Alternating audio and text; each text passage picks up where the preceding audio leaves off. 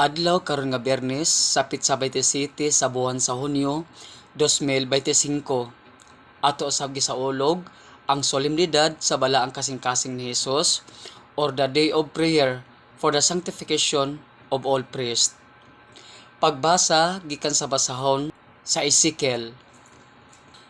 Nag-ingon ang Ginoong Dios, ako mismo maoy mangita sa akong mga karnero. Ingon nga ang magbalantay sa karnero, mangita sa iyang karnerong nawala. Pangitaon ko usab ang akong mga karnero ug luwason ko sila.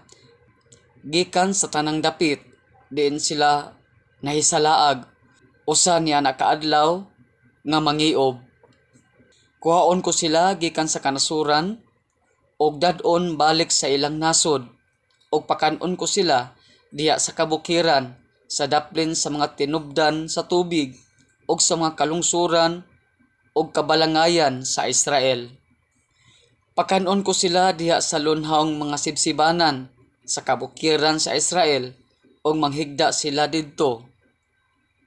Ako mismo mao'y magbantay sa akong mga karnero ug papahulayon ko sila. Nag-ingon ako, ang Ginoong Dios. Pangitaon ko ang nawala, dadon pagbalik ang nahisalaag, laki-lakian ang napiang, lig-onon ang maluyahon, ug bantayan ang mga maayog lawas. Pakanon ko sila sa walay pagpihig-pihig. Ang pulong sa Ginoo, salamat sa Dios.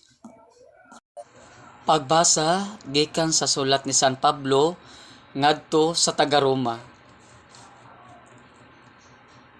Kining paglauma dili gayud mapakyas kay gibubo man sa Dios ang iyang gugma sulod sa atong mga kasing-kasing. Pinaagi sa Espiritu Santo nga gasa sa Dios kanato.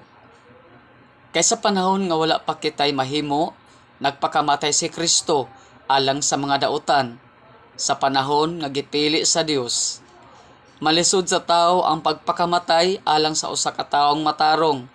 Tingalig adunay magpakamatay alang sa usa ka maayong tawo. Apan gipakita sa Dios kanato ang gidak-on sa iyang pagigugma kanato kaysa makasasala pa kita.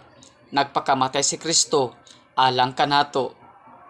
Pinaagi sa iyang kamatayon, kita karon gihimong matarong sa Dios og busa labi pa gayong luwason kita niya karon gikan sa kasuko sa Dios.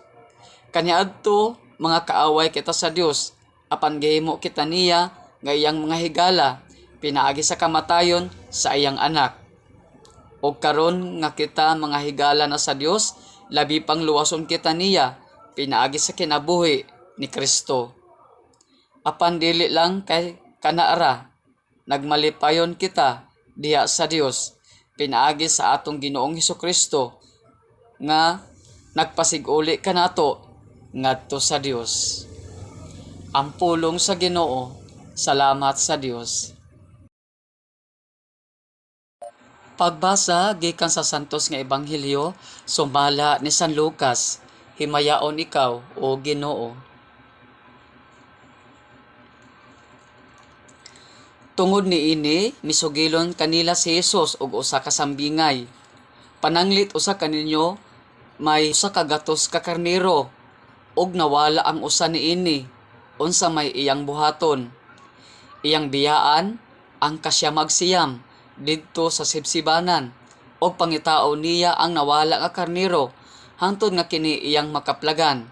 Og inikakaplag niya niini, malipay siya pag-ayo og iya kining pas-anon og dadon pagbalik ngadto sa ila.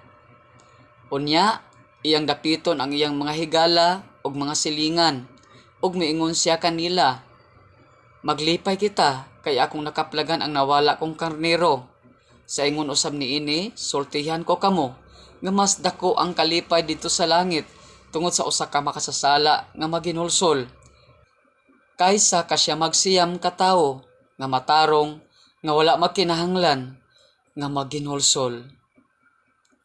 Mga igsoon, ang ebanghelyo sa atong Ginoo, dahigon ikaw o Kristo.